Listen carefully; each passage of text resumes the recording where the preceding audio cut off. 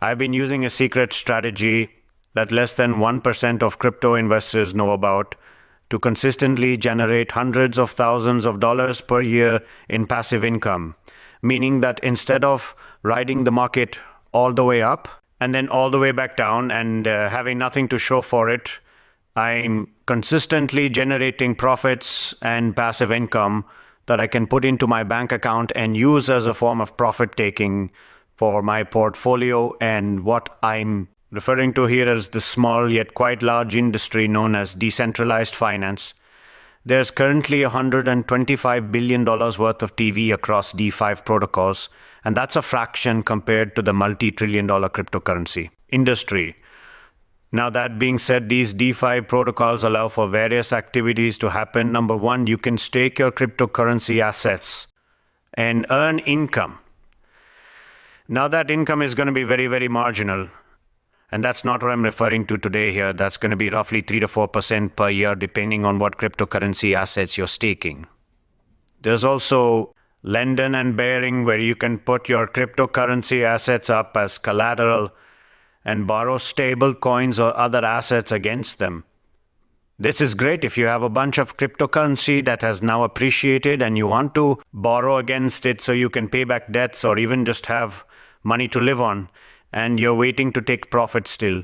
And my favorite aspect of the industry is decentralized exchanges like Uniswap, for example, where you can provide liquidity and earn passive income. Now, how exactly did this concept work?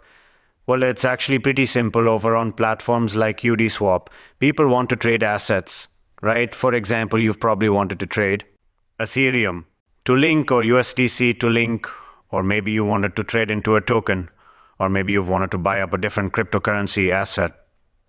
Well, in order for that to happen, there has to be liquidity. There has to be somebody to match the outcome. So if I were to come in here and trade some Ethereum in USDC, say I wanted to trade one Ethereum for some USDC, well, somebody has to give me this USDC and I have to give that same person the Ethereum.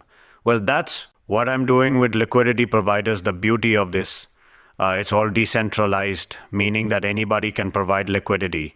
There's no capital requirements, and at the same exact time, those fees go directly to the people providing liquidity, and they're not touching a center exchange. They're going directly to you based on your share of the liquidity pool, and you're getting paid out every single time a trade happens. So literally every single second that there's a trade, you are getting paid out in fees.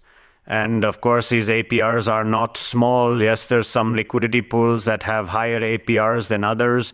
But the other thing that you can do is execute on a concentrated liquidity strategy where you go from having a broad range or even a full range providing liquidity everywhere to now just zoning in on a specific part about where you want to provide liquidity or leveraging your liquidity without taking on increased price exposure. You're earning more fees, which can equate to 50 to 150% APRs, depending on your risk tolerance and depending on what pools you're providing liquidity for. Now, what you may not know is this is where tokens get listed before they hit the centralized exchanges.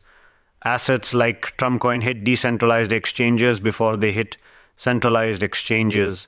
And the reason why is because in order to get something listed on a centralized exchange, you have to actually collaborate with the centralized exchange.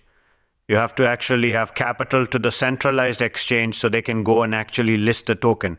Whereas with decentralized finance, anybody can create a token, anybody can provide liquidity for a token. So ultimately, this is where the new cryptocurrency projects go. And then eventually they end up on centralized exchanges. So not only are you going to pay 90% lower fees than centralized exchanges, you're going to pay roughly 3% per trade as opposed to 3% trade.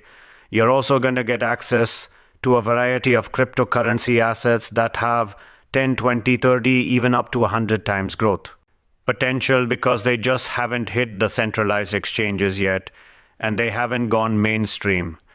And again, the decentralized exchange industry is not small. There's currently $26 billion of liquidity across all the decentralized exchanges in DeFi, with the top ones being Uniswap at $5.9 billion and radium at $2.9 billion. This is definitely a growing industry. And in my opinion, it's going to be a $1 trillion industry in the future. And it's already on its way up there. With that being said, over the past 7 days, there's been $43 million of fees generated that has been paid out to liquidity providers from Uniswap alone, from Radium alone. There has been $128 million in fees paid out to liquidity providers over the past 7 days.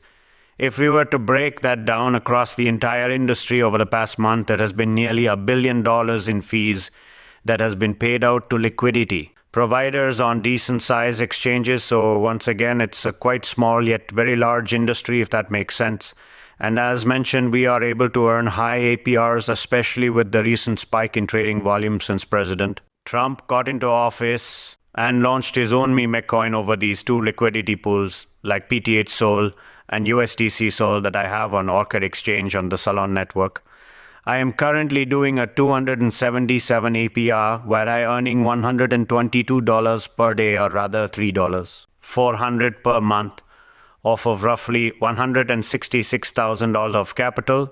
That means that I've witnessed all price appreciation, but at the same exact time, I have created a hedge for myself because I am now earning passive income, my assets, which means if I do end up in the worst case scenario holding Sol or holding PTH or whatever asset it may be, all the way up and then all the way back down to the bottom right over the next market, well, ultimately I have fees and earnings that I'm cashing out during that whole time period that I am using as a profit-taking strategy. So that way I actually have something to show for this market. And when my parents ask me, or my girlfriend asks me, how did you do this bull run? I say, hey, I was able to extract this much money and I still have my assets. As opposed to saying, oh, let's not talk about it. I actually held all the way up and, now I'm stuck with what I started with, because I didn't end up selling. And that's what a lot of cryptocurrency investors end up doing, myself, last market included. I like to say that I am going to sell at a decent price. This market, not the perfect price, because you have to have some nice odds for that. But ultimately, by using DeFi and using these fees that I'm generating as liquidity provider and taking profit, that's allowing me to actually cash flow right now and put money in my bank account while still having exposure to the market. Now, with that being said, this doesn't just work for me, this can work for you as well.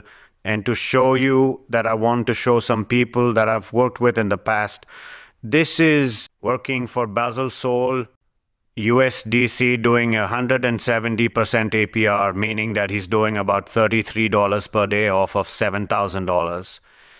We have Vernon, which is currently doing a 122% APR on roughly 13,000% liquidity, bringing in roughly $45 per day, Frank, which is generating a 355 APR on a go-to-Sol liquidity pool, which is a little bit more on the risky end. Timothy, taking advantage of a recent hype coin known as Vine, doing over a 6,000% APR. And there are so many other people that I know that I work with that are doing APRs well into the hundreds of percent. And you can be doing the exact same thing, guys.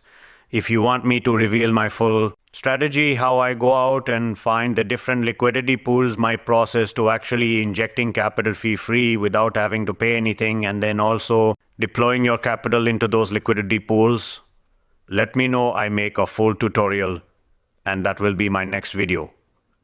I hope you guys did enjoy. If you did, drop a like, subscribe, and make sure you turn on notifications so you don't miss out on that video when I drop it. And let me know what types of content you guys want to see down below in the comments section, because I want to hear from you guys. That's how I get these video ideas. I'll see you guys the next one, and peace out.